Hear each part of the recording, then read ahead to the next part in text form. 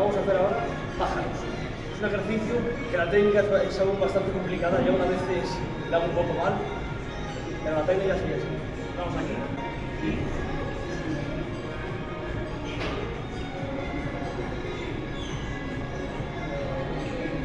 intentar que los brazos no se os vayan aquí atrás, porque ahí estaríais metiendo la espalda.